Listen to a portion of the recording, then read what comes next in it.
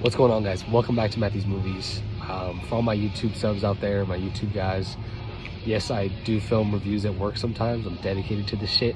You know how it goes.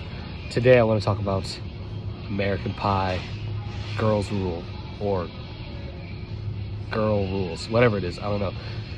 Starring Madison Pettis, Elizabeth Broadway, and a bunch of no-names who are kind of coming up, so I'm very excited. They put some people on. It's on Netflix. It's a Netflix original.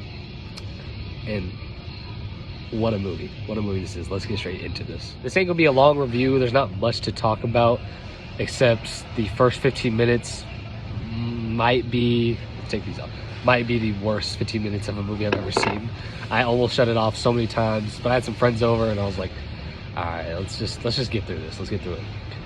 And was pleasantly surprised. I did a review of this on Letterboxd, and all I could say was, if you can get past the horrible acting at times and the really bad editing, like I'm not that much of a cinephile to know what really good editing is like, but I know that was horrible because you could tell, you could see it. You're like, every shot is just clipped, like fucking how my reviews are on iMovie. You know what I mean?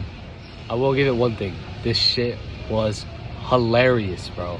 I was continuously throughout this film crying at just the bizarre bozo shit that's going on. From every character. I think every character was equally funny in their own way. Madison Pettis, obviously, freaking beautiful young woman. She brings such a charm to this role. And this movie, the reason I give it the praise it is getting is Elizabeth Broadway, a person I did not know before this film, and I am obsessed. For anyone on my Instagram that follows me, you know how much like of woman crushes I get for actresses. This is like when I saw Zendaya on Shake It Up as a kid. Like I was making Zendaya my screensaver. Like this is that level of like, who is this on screen? Like one of the most pretty, just so well on screen. Her presence on screen was just exploding, and I was just like, who is this? You know what I mean? Like, who is this? It's my friend Curry. He watched it. He thought it sucked, but it's terrible.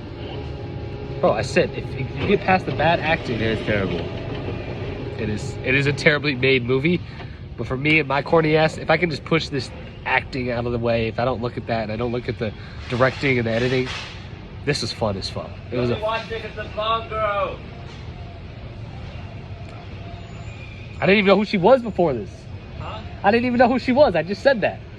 She's fine, and I think I've heard news that she's going to be in the next Stranger Things season, so I'm a stan. You heard it here first.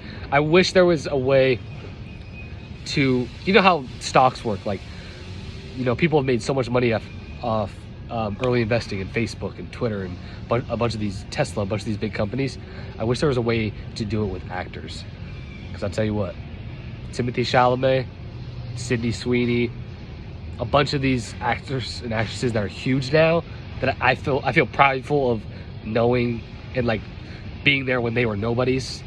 I feel good about that. I would put, when I saw Timothée Chalamet and Miss Stevens and Call Me By Your Name before the fame, when he had like 200K Instagram followers, like I would have put all my life savings into them because I knew that talent that they had, and I'd be a rich man. And this is another one, Elizabeth Broadway. I didn't get on her as early as possible because she's going to be a superstar, I promise you, but I still put a lot of money on this woman because I think she could be a very good actress. Not just because she's hot, just her presence on screen. She knew how to act. She knew how to do this role. It was incredible. All in all, guys, I mean, what more is there to say other than that? The storyline is very cliche.